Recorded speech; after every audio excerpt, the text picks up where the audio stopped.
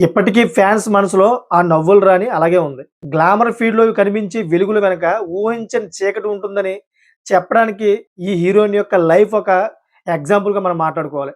ఆమె తల్లి కూడా కూతురు పేరు మీద ఈ హీరోయిన్ మీద చారిటీ ట్రస్ట్ అయితే రన్ చేస్తోంది. అయితే సినిమా ఇండస్ట్రీలో గ్లామర్ ఎంతలా కనిపిస్తుందంటే దాని వెనక చీకటి కూడా అంతే ఉంటుంది. ఈమె లైఫ్ ఎగ్జాంపులే చెప్తుంది. స్క్రీన్ మీద నవ్వులు చిందించే స్టార్స్ లైఫ్‌లో ఎవరికీ తెలియని విషాదాలు దాగి ఉంటాయనడానికి ఇదొక ఉదాహరణ. సరిగ్గా ఇలాంటి స్టోరీనే నటి ప్రత్యూష తన అందమైన నవ్వుతో యూత్‌ని ఫిదా చేసిన ఈ బ్యూటీ కెరీర్ పీక్ స్టేజ్‌లో ఉండగానే అనుమానాస్పదంగా అయితే చనిపోయింది. ఇంతకీ అది ఆత్మహత్య లేక పక్కా ప్లాన్ ప్రకారం జరిగిన హత్య అనే డౌట్ ఇప్పటివరకు వెంటాడుతూనే ఉంది. తెలంగాణలోని భువనగిరిలో పుట్టిన ప్రత్యూష చిన్నప్పటి నుంచి హీరోయిన్ అవ్వాలని కలలుకంది. 2000లో జరిగిన ఓ పోటీలో మిస్ లవ్లీ స్మైల్‌లో టైటిల్ గెలవడంతో ఆమె జాతకం ఒకేసారి మారిపోయింది. ఆ స్మైల్ ఆమెకు ఒక సినిమాలో అంటే 'రాయుడు' సినిమాలో ఛాన్స్ తెప్పించింది. అక్కడి నుంచి వెనక్కి తిరిగి చూడలేదామె. తెలుగు, తమిళ్‌లో వరుసగా సినిమాలు చేసింది. జస్ట్ 4 ఏళ్లలో 12 సినిమాలు చేసి స్టార్ హీరోయిన్ రేంజ్‌కైతే ఎళ్ళిపోయింది. కరెక్ట్‌గా 2002 ఫిబ్రవరి 23న ఆమె గురించి వచ్చిన ఒక న్యూస్ ఇండస్ట్రీని షాక్ గురిచేసింది. ఇంట్లో పెళ్లికి ఒప్పుకోలేదని తన బాయ్ ఫ్రెండ్ సిద్ధార్థ్ రెడ్డితో కలిసి సూసైడ్ అటెంప్ట్ చేసిందని ప్రచారం జరిగింది. ఇద్దరు కూల్ డ్రింక్‌లో పాయిజన్ కలుపుకొని తాగారని, సిద్ధార్థ్ సేవ్ అయ్యాడని, ప్రత్యూష మాత్రం ఆసుపత్రికి వెళ్తుండగానే చనిపోయిందని అంతా అనుకున్నారు. లవర్స్ సూసైడ్ అని పోలీసులు కూడా కేసు క్లోజ్ చేస్తున్న టైంలో అసలైన ట్విస్ట్ ఒకటి బయటపడిందన్నమాట. గాంధీ హాస్పిటల్‌లో ఫోరెన్సిక్ రిపోర్ట్ చూసాక వేరే విషయం బయటపడింది. ఆమె చనిపోయింది పాయిజన్ వల్ల కాదని ఎవరో బలంగా గొంతు నులిమితే ఊపిరాడక చనిపోయిందని రిపోర్ట్ తేల్చింది. దీంతో ఇది సూసైడ్ కాదు క్లియర్‌గా మర్డర్ అనే అనుమానాలు బలపడ్డాయన్నమాట అప్పట్లో. పైగా హాస్పిటల్ వాళ్ళు పోలీసులకు లేట్‌గా ఇన్ఫర్మేషన్ చేయడంతో చనిపోయే ముందు ఆమె నుంచైతే స్టేట్‌మెంట్ తీసుకునే ఛాన్స్ కూడా లేకుండా పోయింది. ఈ పాయింటే కేసును మరింత కాంప్లికేట్ చేసింది. ఈ కేసులో పొలిటికల్ లీడర్స్ ఇన్వాల్వ్ అయ్యారనే రూమర్స్ అప్పట్లో గట్టిగానే వినిపించాయి. సీబీఐ ఎంట్రీ ఇచ్చిన ఫోరెన్సిక్ రిపోర్ట్ గొంతు నులిమారని చెప్పిన వాళ్ళు మాత్రం దీన్ని ఆత్మహత్యగానే ఫైనల్ చేశారు లాస్ట్‌కి. సిద్ధార్థ్ రెడ్డిని మర్డర్ కేసులో కాకుండా ఆత్మహత్యకు ప్రేరేపించాడనే నేరం కింద సూసైడ్ అటెంప్ట్ కేసులో కోర్టు దోషిగా తేల్చింది. సో, మొదట 5 ఏళ్లు జైలు శిక్ష పడింది అతనికి. ప్రత్యూష తల్లి సరోజిని దేవి మాత్రం నా కూతురిది హత్యే 100% చెప్పేసి దీని వెనక పెద్ద కుట్ర ఉందని ఆమె వాదిస్తూనే ఇప్పటి వరకు వచ్చింది. సో, ఇప్పుడు సుప్రీం కోర్ట్‌లో అది ఫైనల్ అయింది. సుప్రీం కోర్ట్ అయితే తుది తీర్పు విడుదల చేసింది. అతనికైతే మళ్ళీ 5 ఏళ్ల శిక్ష కఠిన కారాగార శిక్ష అయితే విధించింది సుప్రీం కోర్ట్. తనదే తప్పని చెప్పి తేల్చి మరి బల్లగుద్ది మరీ చెప్పిందన్నమాట. కర్ణాటకలోని గంగావతి ప్రాంతంలో జరిగిన విదేశీ టూరిస్టుల అత్యాచారం కేసులో కర్ణాటక 7 కోర్టు చారిత్రాత్మక తీర్పు వెలువరించింది. ఈ కేసులో ముగ్గురు నిందితులను ఉరిశిక్ష విధించింది. ఈ మేరకైతే జిల్లా సెన్సేషన్ కోర్టు వెలువరించింది తీర్పు. ఒకసారి మనం వివరాలు తెలుసుకుంటే ఈ దుర్మార్గులు ఇజ్రాయెల్ మహిళా టూరిస్టు ఆమె ఫ్రెండ్‌పై సామూహిక అత్యాచారంతో పాటు మరో విదేశీని కూడా చంపేశారన్నమాట. అనంతరం వాళ్ళ దగ్గరున్న వస్తువులను కూడా దోపిడీ చేశారు. నిందితులు మల్లేష్, చైతన్య, సాయి. ఈ శరణప్ప ఫిబ్రవరి 6న దోషులుగా అయితే తేల్చిన కోర్టు ఈరోజు ముగ్గురికి మరణశిక్ష ఖరారు చేస్తూ తీర్పు వెలువరించింది. ఇటువంటి వాళ్ళకి కరెక్ట్ తీర్పయితే ఇచ్చింది. అసల విషయం ఏంటంటే 2025 మార్చి 6న గంగావతి ప్రాంతానికి ఇజ్రాయెల్‌కి చెందిన ఓ యువతి, అమెరికాకు చెందిన ఓ యువకుడు, నాసిక్‌కి చెందిన పంకజ్, ఒడిశాకు చెందిన బిబాస్ పర్యటనకు వచ్చారన్నమాట. వీరు హంపి సమీపంలోని అంబికా నాయక్ హాస్టల్‌లో బస చేశారు. అదే రోజు రాత్రి సనాపుర చెరువు సమీపంలోని గంగాపుర గంగమ్మ గుడి వద్ద తుంగభద్ర కాలువ వద్ద సంగీత కార్యక్రమం నిర్వహించారు. సో, ఈ సమయంలో కొందరు దుండగులు వచ్చి తొలుత వారిని పెట్రోల్ ఎక్కడ దొరుకుతుంది అని అడిగారన్నమాట. సో, ఈ నేపంతో ఆ మాట కలిపి దగ్గరగా రూ. 100 ఇవ్వాలని డిమాండ్ చేశారు. పర్యాటకులు నిరాకరించడంతో ఆగ్రహానికి గురైన దుండగులు వారిపై దాడి చేసి పంకజ్, బిబాస్, డేనియల్‌ను పక్కనే ఉన్న కాలువలోకి తోసేశారు. అనంతరం అక్కడ ఉన్న విదేశీ మహిళ మరో భారతీయ యువతపై స్వామికి అత్యాచారానికి పాల్పడ్డారు. కాలువలో పడిన వారిలో పంకజ్, డేనియల్ ఈదుతూ ఒడ్డుకు చేరుకోగా బిబాస్ మాత్రం నీటి ఉధృతికి గల్లంతైపోయాడు. ఈ కేసులో నిందితులు మల్లేష్ అలియాస్ హండీ మల్లేష్ అంటే సాయి శరణప్పలకు మరణశిక్షలు విధిస్తూ కోర్టు గత వారం నిందితులను దోషులుగా నిర్ధారించింది. జిల్లా సెషన్స్ కోర్టు న్యాయమూర్తి సదానంద నాగప్ప ఈ తీర్పునైతే వెలువరించి ఒక గొప్ప మనసైతే చాటుకున్నారు. ఎందుకంటే ఇటువంటి ఎదవలకే అటువంటి తీర్పు పడడం కరెక్టే. ఆ జడ్జికైతే మనం హ్యాట్స్ ఆఫ్ చెప్పుకోవాలి. తిరుపతి వెళ్ళేవారు అందరికి ఒక చిన్న చేదు వార్త. శ్రీవారి దర్శనానికి వచ్చే భక్తులు టీటీడీ కీలక సూచనలు వేసిందన్నమాట.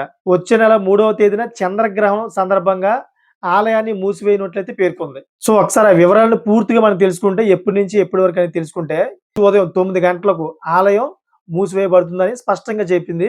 మధ్యాహ్నం 3:20 నుంచి సాయంత్రం 6:47 వరకు గ్రహణం ఉంటుందని. అదేవిధంగా ఈ నేపథ్యంలో ఆ రోజుల పలు ఆర్జిత సేవలు, అదేవిధంగా దర్శనాలు రద్దు చేస్తున్నట్లు తెలిపింది. సాధారణంగా గ్రహణ సమయానికి 6 గంటల ముందుగానే ఆలయం తలుపులు మూసివేయడం అనేది ఎన్నో ఏళ్లుగా అయితే ఆనవాయితీగా వస్తా ఉంది. అదంతా మనందరికీ తెలిసిందే. ఉదయం 9 గంటలకే ఆలయం మూసివేయనున్నారని అర్చకులు, అదేవిధంగా గ్రహణం వీడిన తర్వాత 7:30 ఆలయ తలుపులు తెరిచి ఆలయాన్ని శుద్ధి చేసి, అదేవిధంగా పుణ్యవాసనం చేస్తారని చెప్తా ఉన్నారు. అంతేకాకుండా అనంతరం రాత్రి 8:30 నుంచి భక్తులకు శ్రీవారి దర్శనానికి అనుమతి ఇస్తారు అని చెప్పేసి టీటీడీ తెలుపుతోంది.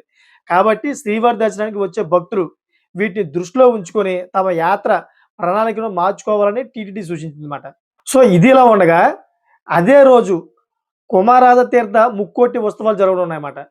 సో, వాటిని తగిన ఏర్పాట్లు చేయడానికి టీటీడీ అదనపు ఈవో వెంకయ్య చౌదరి తెలిపారు. ఈ తిరుమల శేషాచల అడవుల్లోని వాయువ్య దిశలో కొలువై ఉన్న పవిత్ర కుమారాధ తీర్థం వద్ద ఏటా పాల్గొన పౌర్ణమి రోజున ముక్కోటి ఉత్సవాలు జరుగుతూ ఉంటాయన్నమాట. ఆ రోజు కుమారరాధలోని పవిత్ర స్నానం చేయడం వల్ల యవ్వనం, అదేవిధంగా ఆయుష్ 2 కూడా పెరుగుతాయని చెప్పేసి ఇక్కడ వచ్చే భక్తులందరూ కూడా నమ్ముతా ఉంటారు. దాని గురించైతే అప్పుడు ఆ రోజు ఏర్పాట్లు కూడా జరుగుతాయని చెప్పేసి ఆయన ఈ విధంగా చెప్పడం జరిగింది. మదనపల్లిలో 7 ఏళ్ల బాలిక రిషికాప్రియ దారుణానికి గురైంది. ఈ ఘటన స్థానికంగా తీవ్ర కలకలం రేపింది. సోమవారం సాయంత్రం నుంచి బాలిక కనిపించకుండా పోయింది. అయితే ఆమె ఇంటి పక్కనే నివసించే ఓ వ్యక్తి మాయమాటలు చెప్పి బాలికను తన ఇంటికి తీసుకెళ్లారని చెప్పేసి వార్తలు వినిపిస్తున్నాయి. బాలికను కిరాతకంగా హత్య చేసి ఆపై మృతదేహాన్ని డ్రమ్ములో కుక్కాడని చెప్పేసి వార్తలు వస్తున్నాయి. బాలిక కనిపించకపోవడంతో తీవ్ర ఆందోళనకు చెందిన తల్లిదండ్రులు చుట్టుపక్కలంతా వెతికారు.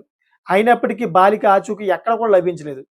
పోలీసులకు ఫిర్యాదు చేశారు. పోలీసులు సీసీటీవీ ఫుటేజ్‌లను చాలా క్షుణ్ణంగా పరిశీలించగా చిన్నారిని పక్కింటి వ్యక్తి తీసుకెళ్ళినట్లయితే గుర్తించారు. దీంతో ఆ ఇంట్లోకి వెళ్లి చూడగా బాలిక శవమే కనిపించింది. అల్లారు ముద్దుగా పెంచుకున్న తమ కూతురు విగతజీవిగా కనిపించడంతో తల్లిదండ్రులు రోదనలు వినుంటాయన్నమాట. పోలీసులు నిందితుడిని అదుపులోకి తీసుకొని విచారిస్తున్నారు. ఘటనా స్థలంలో ఆధారాలు సేకరించారు. అదే కాకుండా బాలిక మృతదేహాన్ని పోస్ట్ మార్టం నిమిత్తం ప్రభుత్వ ఆసుపత్రికి అయితే తరలించారు. చిన్నారి మృతితో ఆ ప్రాంతంలో విషాద వాతావరణం నెలకొంది. కాగా నిందితుడు ఒక సైకో అని పోలీసులు కూడా నిర్ధారించారు. అంతేకాకుండా పోలీసులు ఆ సైకోని పట్టుకొని అయితే అరెస్ట్ చేశారని చెప్తున్నారు. దీని మీద అయితే ప్రజా సంఘాలు మొత్తం అన్ని కూడా వ్యతిరేకిస్తా ఉన్నాయి.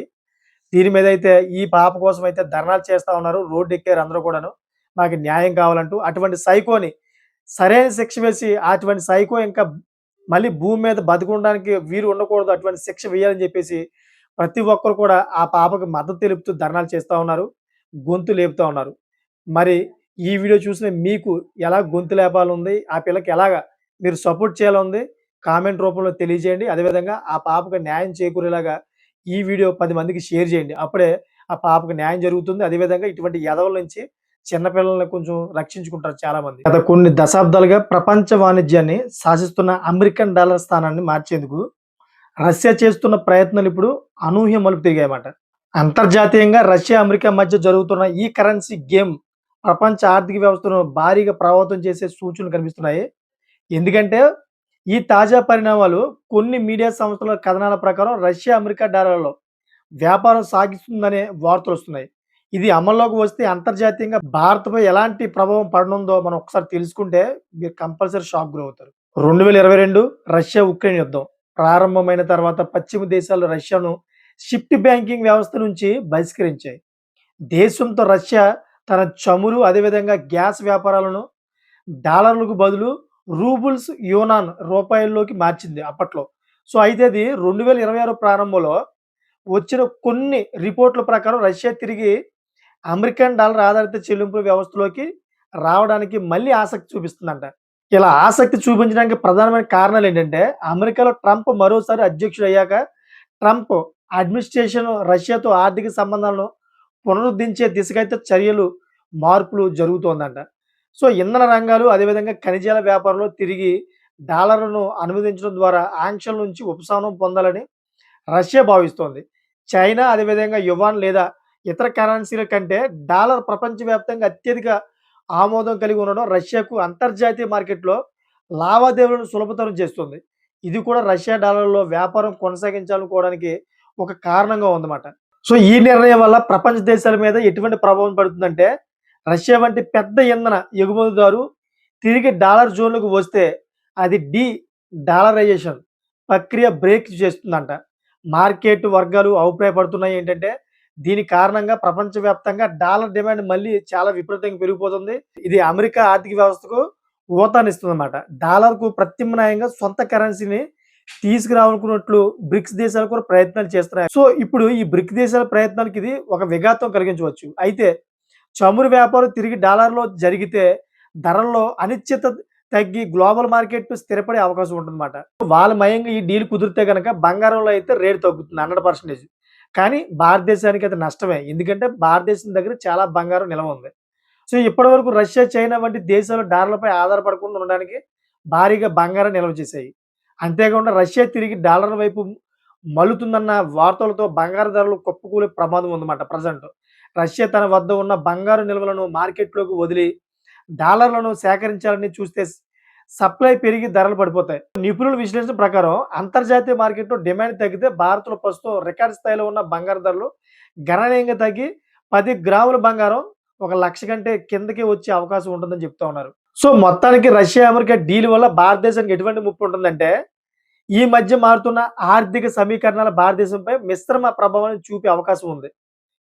దేనివల్ల అంటే ఈ రష్యా, ఈ అమెరికా మధ్య జరుగుతున్న ఆర్థికపరమైన వల్ల.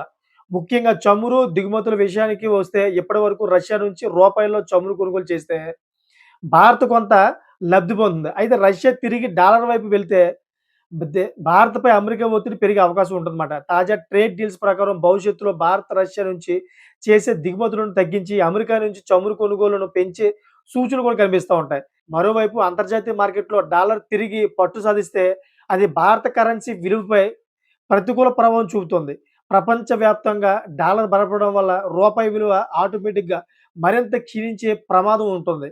ఇది దిగుమతులకు వ్యయాన్ని పెంచి దేశీయ ద్రవ్యోల్బణానికైతే దారి తీయవచ్చు. సో, ఈ విధంగా అయితే భారతదేశానికి చాలా పెద్ద ముప్పే మాట. ఈ 2 కూడా ఈ విధంగా డీల్ చేసుకుంటే. సో, రాబోయే రోజుల్లో మరి ఏమవుతుందో తెలుసుకోవాలి. అదేవిధంగా మీకేమనిపిస్తుంది మీరు కామెంట్ చేయండి. అదేవిధంగా ఈ వీడియో నచ్చితే గనక లైక్ చేసి సబ్స్క్రైబ్ చేసుకుంటారని మరి కొంతమంది షేర్ చేస్తారని కోరుకుంటున్నాను. Thank for watching friends.